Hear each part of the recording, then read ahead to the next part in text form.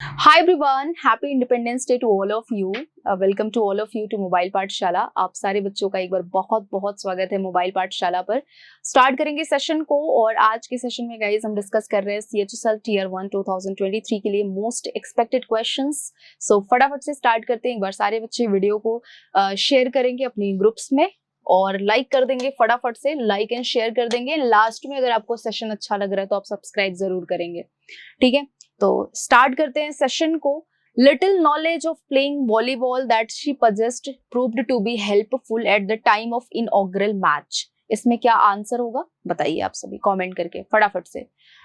जैसे कि आप सभी को पता है कि लिटिल की अगर मैं बात करूं तो लिटिल जो है ना एज एन एडजेक्टिव जब किसी नाउन के लिए यूज किया जाता है तो वो नाउन क्या होता है, UCN होता है, यानी कि अनकाउंटेबल होता है। और अनकाउंटेबल नाउन्स को हमेशा सिंगुलर फॉर्म में हम यूज करते हैं। लिटिल की अगर मैं बात करूं तो लिटिल के 3 फॉर्म्स होते हैं। क्या क्या होते हैं तो लिटिल होता है। सबसे पहले तो बात करेंगे हम लिटिल की। तो लिटिल क्या है, हमारा नेगेटिव होता है और इसके साथ जो भी नाउन आएगा वो किस फॉर्म में रहेगा, सिंगुलर फॉर्म में रहेगा। और आपको पता है कि नाउन अगर सिंगुलर है तो वर्ब जो होगी वो भी क्या होगी, सिंगुलर होगी, वर्ब सिंगुलर होगी। आ लिटिल मीन्स होता है समथिंग, थोड़ा, है ना।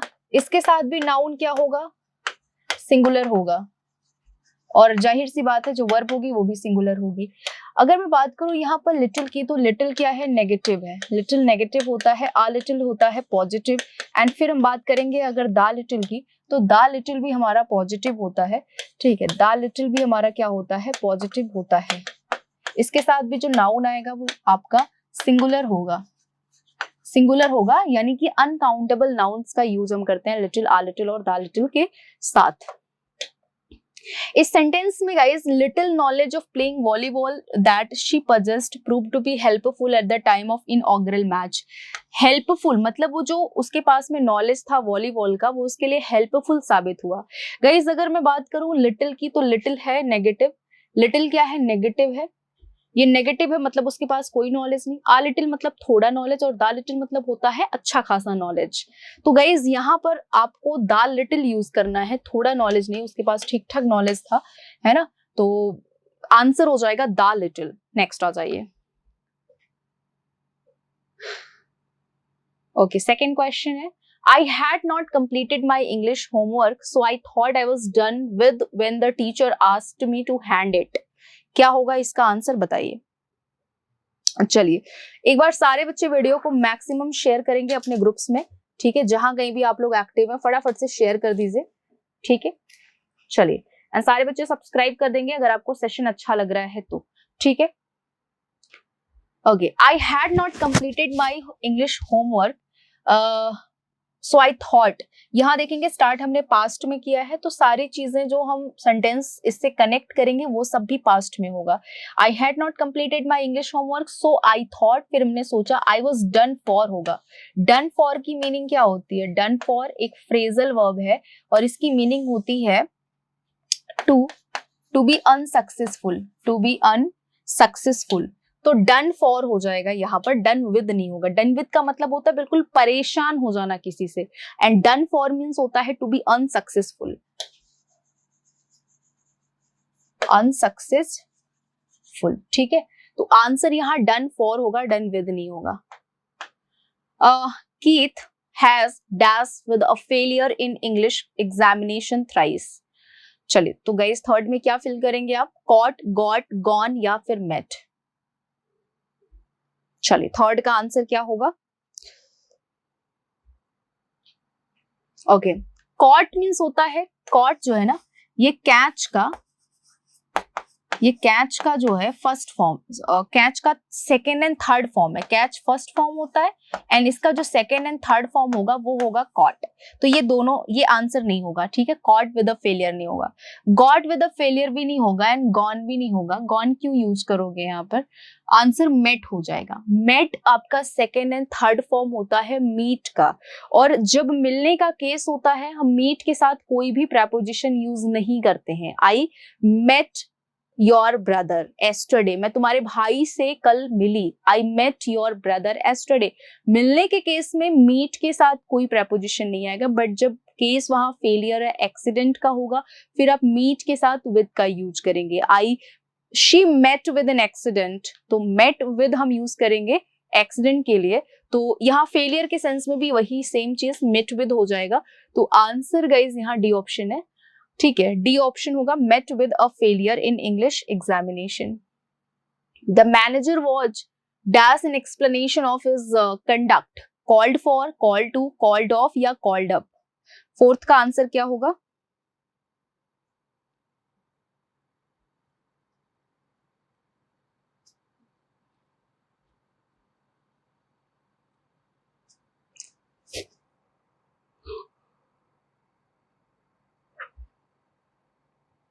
चलिए, the manager was dash an explanation of his conduct. Call to, called off होता है किसी से जवाब मांगना, है ना, to ask, to ask for answer. Ask for मतलब होता है कि जवाब, डिमांड करना, तो जवाब मांगना किसी से, क्या मांगना? जवाब मांगना, उसके लिए हम यूज करते हैं कॉल फॉर का। कॉल्ड ऑफ का मतलब होता है पोस्टपोन्ड कर देना किसी चीज को, क्या कर देना? पोस्टपोन्ड कर देना, या कंप्लीटली किसी चीज का एंड कर देना, बिल्कुल खत्म कर देना, समाप्त कर देना। उस सेंस में भी हम कॉल्ड ऑफ का यूज करते हैं। कॉल्ड फॉर क्या होता है? जवाब मांगना, एंड कॉल्ड ऑफ होता है क्या? बिल्कुल खत्म कर देना किसी चीज को, एंड कर देना। पोस्टपोन्ड के सेंस में भी समटाइम्स हम इसे यूज करते हैं। कॉल अप की मीनिंग होती है याद करना, है ना, टू कॉल अप मीन्स होता है टू रिमेम्बर, रिमेम्बर, किसी को याद करना। कॉल अप की मीनिंग क्या होती है? रिमेम्बर, रिमेम्बर, ठीक है। एंड कॉल टू मीन्स होता है टू फोन समवन, समबडी, है ना, किसी को कॉल करना, टू फोन। तो फोन करने के लिए सिंपली हम यूज करते हैं कॉल टू का। एक बार फिर से मैं समझा देती हूँ आपको। कॉल्ड फॉर होता है टू आस्क फॉर आंसर, मतलब जो हुआ है उसका जवाब मांगना। कॉल टू होता है फोन कॉल करना। कॉल्ड ऑफ होता है किसी चीज का एंड कर देना, ठीक है, एंड समटाइम्स इसे हम यूज करते हैं स्थगित करने के सेंस में। एंड कॉल्ड ऑफ होता है क्या करना? याद करना किसी को। Call up, sorry, call up. Answer guys हो जाएगा यहाँ आपका फर्स्ट ऑप्शन, कॉल्ड फॉर, ठीक है। मैनेजर को उसके जो है कंडक्ट, उसने जो बिहेवियर है उसका, उसकी वजह से उसे उसको एक्सप्लेनेशन देने के लिए लोगों को नहीं बेटा, मैनेजर को बुलाया गया, ठीक है ना। मैनेजर को बुलाया गया कि वो उसका जो कंडक्ट है, जो बिहेवियर है, उसका एक्सप्लेनेशन उससे मांगा गया, जवाब मांगा गया। तो आंसर हो जाएगा फर्स्ट ऑप्शन। एलोक्वेंट, इसका सिनोनिम क्या होगा? फ्लुएंट, रूड, इग्नोरेंट या सिग्निफिकेंट, बताइए।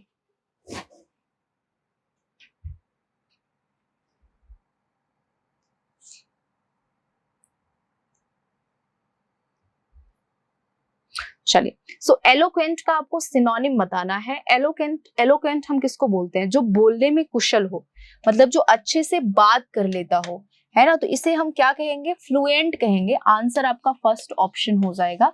बट इसके लिए भी बहुत सारे सिनोनिम्स होंगे। एलोक्वेंट हम जिसे बोलते हैं मतलब जो बोलने में सक्षम हो या जो बहुत अच्छा वक्ता हो, उनको हम बोलते हैं, ठीक है। तो हम इसके लिए क्या क्या और वर्ड्स बोल सकते हैं? आर्टिकुलेट, आर्टिकुलेट, और क्या हो सकता है? एक्सप्रेसिव हो सकता है, एक्सप्रेसिव हो सकता है, अफेक्टिंग हो सकता है, रेहेटोरिक हो सकता है, ठीक है। तो ये इसके सिनोनिम्स हो जाएंगे। फर्स्ट ऑप्शन गाइस करेक्ट हो जाएगा, फ्लुएंट। नेफारियस का क्या होगा सिनोनिम? नेफारियस, चलिए। अच्छा, यहाँ पर गाइस कुछ और भी वर्ड्स हैं, जैसे रूड। रूड की मीनिंग होती है गुस्सा होना। इग्नोरेंट की मीनिंग होती है अज्ञानी। सिग्निफिकेंट की मीनिंग होती है इंपॉर्टेंट यानी कि विशेष। नेफारियस का क्या होगा सिनोनिम? इनक्विटस, सस्पिशियस, पर्पजफुल या फिर वर्चुअस, बताइए।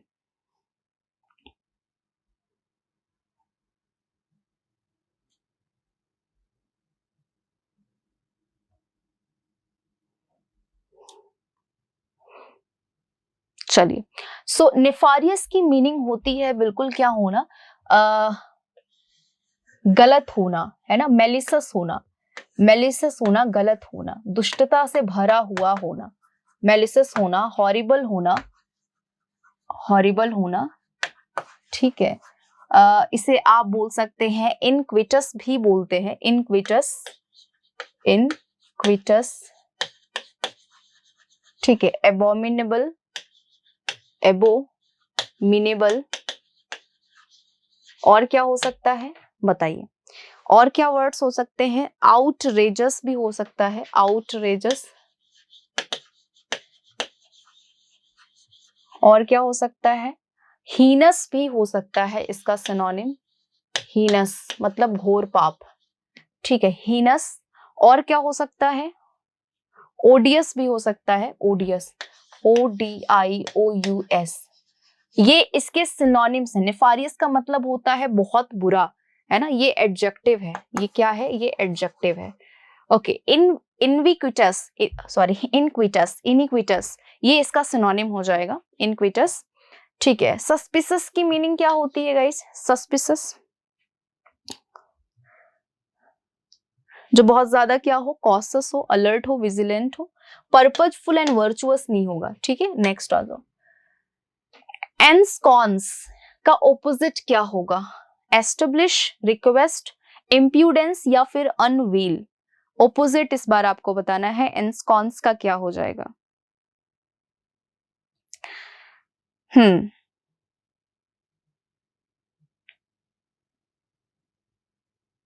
चलिए, सो एंस्कॉन्स का मतलब होता है छिपाना या छिपा हुआ, छिपा हुआ। तो आप इसे क्या बोलेंगे? इसे बोलेंगे आप वेल्ड, है ना, क्या बोलेंगे? वेल्ड। आप इसे क्या बोलेंगे? हिडन। आप इसे क्या बोलेंगे? क्लैंडस्टीन, क्लैंडस्टीन। आप इसे क्या बोलेंगे? गार्डेड बोल सकते हैं, ऑफ कोर्स, GAURDED, है ना, गार्डेड। आप इसे बोल सकते हैं अनप्रिटेंशियस, अनप्रिटेंशियस, ठीक है। एस्टेब्लिश मतलब होता है स्थापना करना, रिक्वेस्ट करना। इम्प्यूडेंस नहीं होगा, आंसर अनवील हो जाएगा, ठीक है। अनवील का मतलब होता है डिस्कवर करना, है ना, अनकवर करना, ठीक है। चलिए, तो यहाँ आपका डी ऑप्शन गाइस करेक्ट हो जाए। नेक्स्ट क्वेश्चन है लिगुब्रियस, इसका क्या होगा सिनोनिम, सॉरी एंटोनिम क्या होगा? क्लमजी, ऑप्टिमिस्टिक, ल्यूसिड या सिनिस्टर? बताइए। तो लिगुब्रियस की मीनिंग होती है जो बहुत ज्यादा क्या हो, निराशाजनक हो, इसको बोलते हैं जो निराशाजनक हो, निराशाजनक हो। अच्छा, जो चीजें निराशाजनक होती हैं उन्हें हम क्या कहते हैं? उन्हें हम कहते हैं डिप्रेसिंग, उन्हें हम डिप्रेसिंग कहते हैं, उन्हें हम कहते हैं डिजेक्टेड, उन्हें हम डिजेक्टेड कहते हैं, उन्हें हम क्या कहते हैं? उन्हें हम कहते हैं मेलनकली, मेलनकली, है ना, pessimistic, pessimistic, bleak, paper leak हो गया, ठीक है, इसलिए ब्लीक है। हम क्या कहते हैं? हम कहते हैं और डोलफुल, है ना, डोलफुल। तो मतलब लिगुब्रियस की मीनिंग होती है निराशाजनक, जो चीजें निराशाजनक होती हैं उन्हें हम कहते हैं, ठीक है, लिगुब्रियस। क्लमजी की मैं बात करूं, क्लमजी की मीनिंग होती है भद्दा होना। ऑप्टिमिस्टिक की मीनिंग होती है जो आशावादी हो। तो अगर मुझे एंटोनिम बताना है इस वर्ड का, तो हमारा ऑप्टिमिस्टिक आंसर हो जाएगा। ल्यूसिड का मतलब होता है जो क्लियर हो, जो कॉम्प्रिहेंसिबल हो, जो अंडरस्टैंडेबल हो। एंड सिनिस्टर का मतलब होता है जो ओडियस हो, है ना, जो ओडियस हो, जो इम्प्योर हो, जो इम्प्योर हो, ठीक है, उसे हम बोलते हैं सिनिस्टर। नेक्स्ट आते हैं एंड इन अ फियास्को, इसका सिनोनिम क्या हो जाएगा बताइए? And in a fiasco, a complete failure, a successful event, change one completely, twisted around. Answer बताएंगे गाइस क्या हो जाएगा? एंड इन अ फियास्को की मीनिंग क्या हो जाएगी? चलिए तो आंसर गाइज यहां आपका फर्स्ट ऑप्शन करेक्ट है, a complete failure. Next, sow wild oats. चलिए 10th का आंसर क्या होगा guys? Sow wild oats, to make someone fool, किसी को मूर्ख बनाना, to make space to read, to take revenge, to waste time by doing foolish things. Answer क्या होगा गाइज 10th का, बताइए। सो वाइल्ड ओट्स, आपने सुना होगा ना, wild goose chase, wild goose chase, तो इसकी मीनिंग क्या होती है? To waste time by doing foolish things, है ना। अपने फूलिश चीजों को करके, मतलब फालतू की मूर्खता भरी चीजों को करके अपने टाइम को वेस्ट करना, उसके लिए हम बोलते हैं इस इडियम को सो वाइल्ड ओट्स, ठीक है, या फिर wild goose chase. Next, he has painted that picture so often that he can do it with his eyes closed. वो मतलब इतने ज्यादा पिक्चर्स को पेंट कर चुका है कि वो इतना एफिशिएंट हो गया कि वो अपनी आंखों को बंद करके भी पिक्चर्स को पेंट कर सकता है। Arms full, mind blank, eyes opened, या फिर नो इम्प्रूवमेंट। आंसर क्या होगा? आपको जब आईज क्लोज्ड बोलना है ना, तो इस पार्ट को आपको जो है इम्प्रूव करना है गिवन ऑप्शन से, तो क्या करोगे? क्या ऑप्शन आप सिलेक्ट करोगे? आईज क्लोज्ड को आर्म से बिल्कुल नहीं हमें रेलेवेंट करना है, आईज ओपेन्ड भी नहीं होगा, नो इम्प्रूवमेंट हो जाएगा। चलिए नेक्स्ट, बिल्कुल करेक्ट सेंटेंस है कि वो इतने सारे पिक्चर्स अभी तक पेंट कर चुका है कि वो अपनी आंखों को बंद करके भी पिक्चर्स को पेंट कर सकता है। नेक्स्ट हम देखेंगे, if you talk to her nicely she will probably allow you her notes. अगर उसे प्यार से बात करोगे तो वो शायद आपको अपने नोट्स दे दे। तो क्या अलाउ यू को हमें इंप्रूव करने के लिए क्या ऑप्शन हमें सेलेक्ट करना है 12 में, बताइए जी। चलिए, so allow that you have, let you have and let you to have. Let एक वर्ब है, राइट, और यू टू हैव, तो आंसर यहाँ हो जाएगा आपका C option, let you to have. आपको फिर टू हैव यहाँ यूज करना होगा, यहाँ इंसर्ट करना होगा, तो सी ऑप्शन आपका करेक्ट है। नेक्स्ट आ जाइए, इजिली ड्यूब्ड और फूल्ड, यानी कि जिसे हम मूर्ख बना सके आसानी से, उसे क्या कहते हैं? वन वर्ड क्या होगा? बिगॉट, रिडिक्यूल, गलिबल या वेनरेबल, बताइए।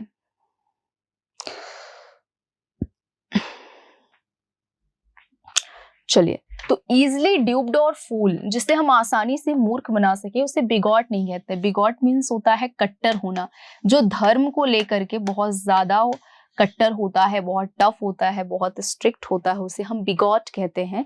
One who is very tough for religion, है ना। रिडिक्यूल होता है हंसी, रिडिक्यूल करना मतलब मजाक करना, है ना। गलिबल आंसर हो जाएगा। वेनरेबल का मतलब होता है जो बहुत ज्यादा सेंसिटिव हो, उसे हम वेनरेबल कहते हैं, ठीक है। गलिबल होता है वो ऐसा इंसान जिसका मजाक बन सके, जो मतलब जो हंसी का पात्र होता है। Next, atonement for one's sins, मतलब अपने पापों पर पश्चाताप करना। क्या बोलेंगे? वन वर्ड क्या होगा? एलीट, इंसेंटरी, इग्नोरमस एंड रिपेंटेंस, बताइए आंसर क्या होगा?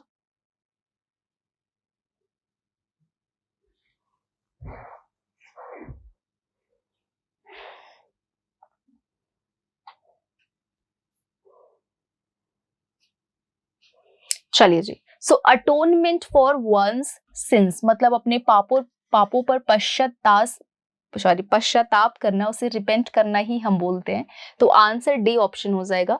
एलीट मीन्स होता है वो जो मतलब एक उच्च घराने से आते हैं, प्रिविलेज्ड पीपल जो होते हैं उनको एलीट बोलते हैं हम, है ना। जो सभ्य होते हैं, सिविलाइज्ड पीपल, प्रिविलेज्ड पीपल, उनको हम एलीट बोलते हैं। इंसेंडरी मीन्स होता है जो ट्रीचरस हो, मतलब जो परेशान करने वाला हो, है ना, जो एनोइंग हो, जो क्या हो, जो एनोइंग हो, जो ट्रीचरस हो, जो ट्रीचरस हो, है ना, उसे हम कहते हैं इंसेंडरी। इग्नोरमस मीन्स होता है जो स्टूपिड हो, क्या हो, जो स्टूपिड हो, मूर्ख हो, जो इडियट हो, है ना, उसके लिए हम इग्नोरमस यूज करते हैं। आंसर गाइज यहाँ हो जाएगा आपका डी ऑप्शन। चलिए, सो 15th में गाइज आपको बताना है इनकरेक्ट स्पेलिंग, है ना। इनकरेक्ट बताना है, किस वर्ड की स्पेलिंग इनकरेक्ट। आइए, यूजिबल, इन्वेंटर, डिफेंस या फिर एनुअल, बताएंगे आंसर क्या होगा। चलिए, सो गाइस जो इनकरेक्ट वर्ड है वो हमारा एनुअल है। एनुअल की स्पेलिंग क्या होती है? ANNUAL, annual. ठीक है, ये स्पेलिंग होती है एनुअल की। नेक्स्ट आते हैं। ओके, सो इस बार आपको इसमें बताना है कि हमारी इनकरेक्ट स्पेलिंग किस वर्ड की है, बताइए जी। 16th में इनकरेक्ट। सो गाइज चेंजेबल भी करेक्ट है, इनएडिबल भी करेक्ट है, वैल्यूएबल भी करेक्ट है। जो इनकरेक्ट वर्ड है वो हमारा ट्रेसेबल है। तो ट्रेसेबल में TRACEABLE होता है, जिसका पता लगाया जा सके, जिसको अप्रोच किया जा सके, उसे हम कहते हैं ट्रेसेबल। नेक्स्ट 17th में आपको बताना है सीक्वेंस क्या होगा सेंटेंसेस का, बताइए। It would be better to speak of uniformities of nature. Law of nature are not commands but statements of facts. This would do away with elementary fallacy that a law implies a law again. And the use of the word law in this context is rather unfortunate. 17th में guys क्या होगा बताइए। ठीक है, अब देखो it pronoun है तो इससे सेंटेंस की शुरुआत हम करेंगे नहीं। दिस भी प्रोनाउन है, इससे भी सेंटेंस की शुरुआत नहीं करेंगे। तो क्यू या फिर एस से हो सकता है। The use of the word law in this context is rather unfortunate. In this context, किस कॉन्टेक्स्ट में करना है ये भी नहीं पता। तो मतलब ये भी इंडिपेंडेंट सेंटेंस नहीं है, डिपेंडेंट है। ये भी डिपेंडेंट सेंटेंस है, ये भी डिपेंडेंट। हमें शुरुआत हमेशा इंडिपेंडेंट से करनी है और लॉ हमारा ये मिल गया हमको नाउन। तो नाउन से शुरुआत करोगे तो सबसे पहले क्यू से शुरू करोगे। तो क्यू हमारे दो ऑप्शंस में है, ठीक है। एस हटाते हैं, क्यू से स्टार्ट करते हैं। क्यू एस का कॉम्बिनेशन दोनों ऑप्शंस में है, तो क्यू एस कहाँ हो गए? एक बार मैं मिटा दूं इसको, क्यू के बाद एस आएगा। The use of the word law in this context is rather unfortunate. And इसके बाद it would be better to speak of uniformities of nature and this would do away with elementary fallacy that a law implies a law given। ठीक है, मतलब नियम पर नियम लगाना है ना। चलिए सी ऑप्शन हो जाएगा 17th का। गाइस 17th का सी ऑप्शन करेक्ट है। नेक्स्ट आते हैं when the game, ये भी नेक्स्ट हमारा क्वेश्चन है। चलिए जो सॉल्व करिए, फिर मैं इसको एक्सप्लेन करती हूँ। सॉल्व करिए। when the game of life is finally over there is no second chance to correct our errors. This is the greater equalizer of all mankind. Time offers opportunity but demands a sense of regard. It has taken away the best and the worst of us without regard of either.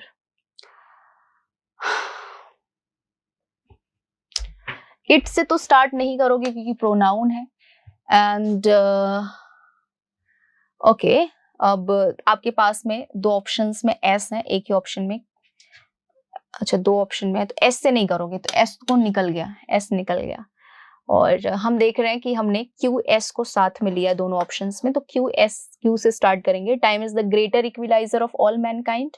Time offers, it has taken away the best and the worst of us without regard of either, है ना, मतलब हमारे साथ अच्छा बुरा दोनों होता है। तो क्यू के बाद हमने एस यूज कर दिया। आरपी या पी आर होगा। अब देखो, time offers opportunity but demands a sense of regard and when the game of life is finally over. Last में क्या करोगे? लास्ट में आपको, ठीक है, लास्ट में आपको क्या करना है? अब देखो, पी कहता है कि जब हमारे लाइफ में एक बार हमको एक ही बार चांस मिलता है, सेकंड चांस लाइफ में होता नहीं है। हमने जो गलती कर दी उसको हम सुधार नहीं पाएंगे। और फिर आर कहता है time offers opportunity but demands a sense of regard. Regard होना चाहिए हमारे टाइम के लिए, हमें एक रिस्पेक्ट होनी चाहिए हमारी टाइम के लिए, एक सेंस होना चाहिए कि हमें टाइम को यूटिलाइज कैसे करना है। अगर हम टाइम को यहाँ वहाँ अपना वेस्ट करेंगे तो हम कोई भी काम नहीं कर पाएंगे, और जो करेंगे गलत करेंगे तो दोबारा उसको हम सही भी नहीं कर सकते हैं। तो ये बता रहा है, ठीक है। तो पहले आर यूज करोगे फिर पी यूज करोगे, पहले आर होगा देन पी होगा। तो आंसर हो जाएगा आपका फर्स्ट ऑप्शन, यहां पर फर्स्ट ऑप्शन होगा। Next, he saw him conducting the seminar on personality development. Answer बताएंगे गाइस। 19th का क्या हो जाएगा बताइए। देखिए सेंटेंस अगर हमने देखा तो ये सेंटेंस है पास्ट इंडेफिनिट में, और पास्ट इंडेफिनिट में आप V2 यूज करते हो, second form of the verb कर दिया है हमने। पास्ट इंडेफिनिट की पैसिव वॉइस में हम was, were plus V3 use करते हैं। तो हमने देखा यहाँ भी सॉ है, यहाँ भी सॉ है, और यहाँ हमने वॉच के साथ हमने V3 यूज कर रखा है। ही सॉ हिम, उसने उसे देखा, मतलब हिम जो है यही ऑब्जेक्ट है और ये ही हमारा सब्जेक्ट है। तो हिम को यहाँ लेके आओगे सब्जेक्ट के प्लेस पर तो सब्जेक्ट बन जाएगा। ही वॉज सीन बाई मी कैसे हो जाएगा, क्योंकि सब्जेक्ट तो ही है ना, तो ही का मी कैसे हो जाएगा, मतलब फर्स्ट ऑप्शन गलत है। To conduct the seminar on personality development, he was seen conducting the seminar on personality development. अच्छा, यहाँ पर बार बार ही को नहीं रिपीट कर रहे हो तो भी कोई दिक्कत नहीं है, बस इतना है कि हमारा जो वर्ब है वो करेक्ट है। और मी तो बिल्कुल नहीं हो सकता है क्योंकि सब्जेक्ट ही है, तो मी कैसे हो जाएगा। नेक्स्ट आ जाओ।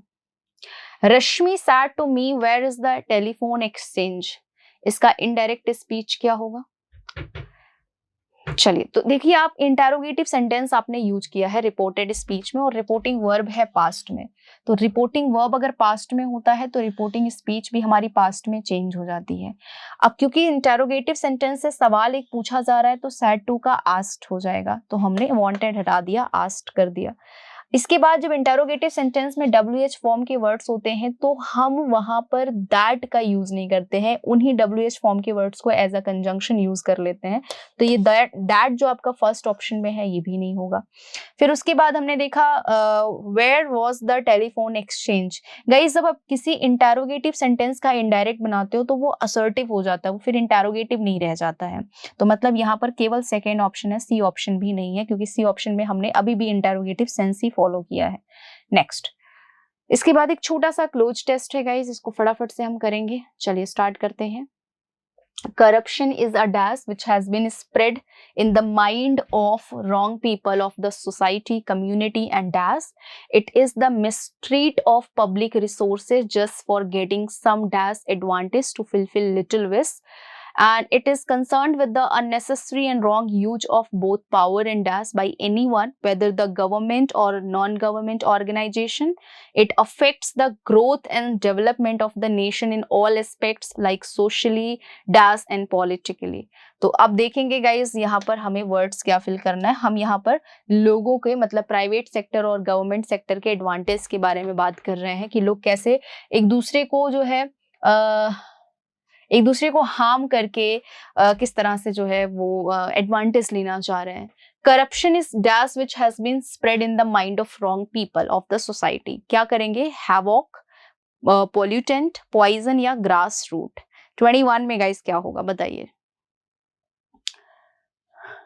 तो it's not a havoc, it's not a disaster, it's not a pollutant, it's not a grass root, it's a poison. Poison है करप्शन, एक जहर है जो लोगों के माइंड में, बिल्कुल गलत लोगों के दिमाग में, सोसाइटी में, कम्युनिटी में भरा गया है।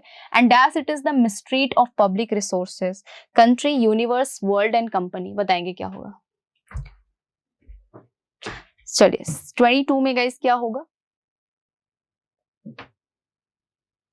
सोसाइटी के बाद कम्युनिटी, कम्युनिटी के बाद क्या आएगा,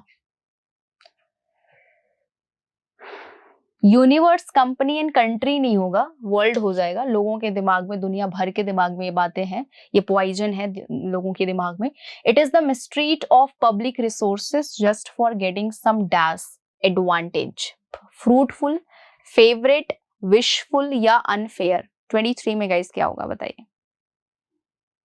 just for getting, fruitful, favourite and wishful नहीं होगा। अनफेयर मतलब जो बिल्कुल गलत तरीके से एडवांटेज लिया जाए, उस एडवांटेज के पीछे लोग पड़े हुए हैं।